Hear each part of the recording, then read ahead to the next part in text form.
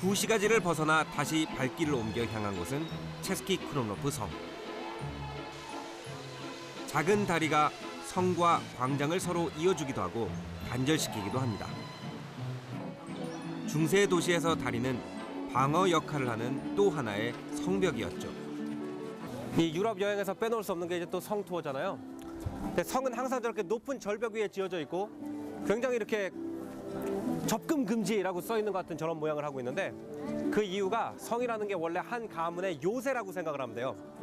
그래서 주변에 다른 영주가 쳐들어오거나 왕한테 미움을 받게 되면 저 안에 식량을 가지고 숨어버리는 거죠. 그래서 항상 성으로 들어가는 길목엔 이런 다리가 있기 마련인데, 반대쪽에 사수들이 쫙 포진을 하고 다리를 끊어버리면은 아무도 넘어올 수 없게 이렇게 디자인이 돼 있는 겁니다. 보헤미아의 한 영주에 의해 처음 고딕 양식의 성이 세워지면서 주변에 마을이 조금씩 자리 잡은 것이 13세기.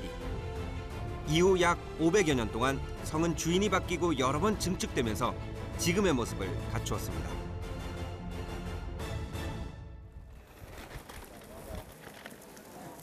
이 문 위를 보면은 두 개의 문장이 있어요. 이제 왼쪽에 처음에 이 성을 이제 지었던 로젠베르크 가문의 문장이 있고, 그 옆에 나중에 이 성을 구매한 슈에츠베르크 가문의 문장이 있어요. 이렇게 성이 주인을 바꿀 때마다 이 위에다가 문장이 하나씩 더해지는 거죠. 이 한 성이 사실은 한 번에 지어진 게 아니라 수백 년에 걸쳐서 지어지거든요. 한 가문이 번성을 하면은 예를 들어서 할아버지가 지은 건물이 있고, 그 다음에 손자가 나는 좀 다른 양식으로 또 지어보고 싶다 그러면은 옆에다 다른 건물을 짓고, 그래서 이 성 안에 들어오면은 1200년대 건물도 있고 1300년대 건물도 있고 1500년대 건물도 있고, 이렇게 계속 성의 규모가 불어나게 되는 거죠. 옅은 초록과 분홍으로 채색한 원통형 성탑, 그리고 다양한 그림과 무늬를 그려넣은 성체는 르네상스 시대 건축 양식을 잘 보여주는데요. 여기에 바로크식 건물까지 덧붙여지면서 엄청난 규모를 자랑하게 됩니다.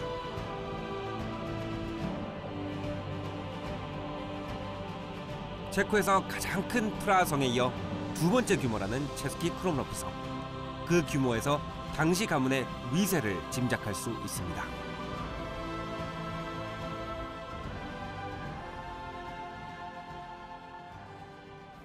이 성 같은 경우에는 지금 제가 서 있는 이 공간은 중세기부터 성이었지만, 저쪽 또 다른 산을 이용해가지고 바로크 시대에 또 하나의 성이 지어졌어요. 그 사이를 왔다 갔다 할 수 있도록 요즘 고층 건물에서 찾아볼 수 있는 일종의 구름다리가 지어지게 됐는데, 지금 제가 가고 있는 곳이 바로 그 구름다리예요. 성과 성을 서로 이어주는 플라슈티 다리. 아래쪽에 아치 모양의 석조 기둥들이 떠받치고 있는 다리는 모두 3층으로 이루어져 있는데요. 복도를 덮고 있는 것이 특징입니다. 탁 트인 다리 아래쪽은 전망대 같은 역할도 하는데요. Ne, tak já jsem tady už několikrát dělal Krumlově opravdu krásné místo, kam prostě zajet a tady je hezká příroda. 수백 년 전에 완공됐다는 구름다리가 저를 어디로 안내할지 은근히 설렙니다.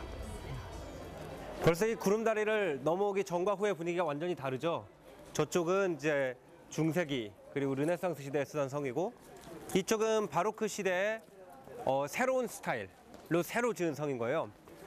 이 바로크 스타일로 지은 건물은 사실 극장 건물인데, 유럽에서 가장 바로크 시대의 모양 그대로 보존이 잘 된 극장이라고 합니다. 그래서 오늘날까지도 바로크 축제가 열릴 때면 바로크 시대 의상을 그대로 입고 그 시대의 연극이나 오페라를 공연한다 그래요.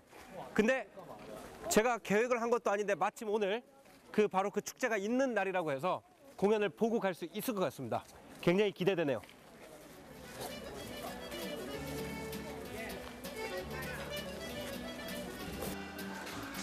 (18세기) 바로크 시대로 통하는 문으로 드디어 들어섭니다.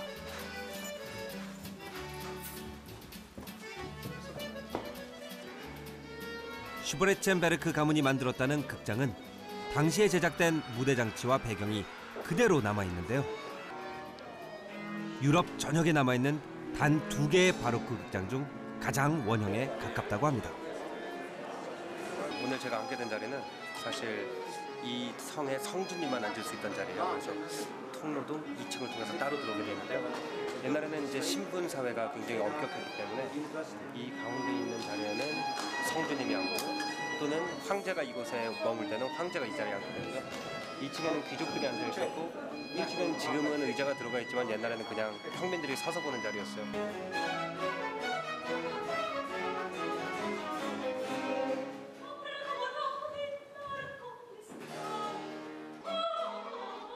오늘 공연은 극장문을 연 지 250주년을 기념하는 무대.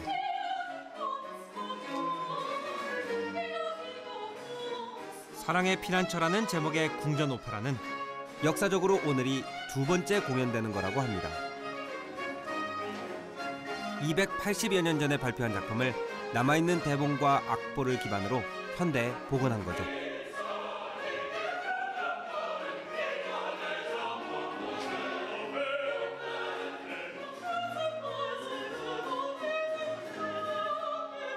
예술성뿐 아니라 역사적 가치를 따질 수 없을 만큼 귀한 공연이었습니다. 대체로 이제 우리가 오페라 극장에 가면 19세기 오페라를 많이 보게 되는데 우리가 뭐 그 역사책에서도 음악의 아버지 바흐 그러면서도 바흐 시대 음악이 사실은 오페라로 만들어졌다는 걸 잘 상상으로만은 이야기가 힘들거든요. 근데 책으로만 읽던 내용을 실제로 이렇게 보게 되니까 그 당시에는 이런 식으로 음악을 듣기만 한 게 아니라 보면서도 즐겼구나 하는 걸 제대로 느낄 수 있었습니다.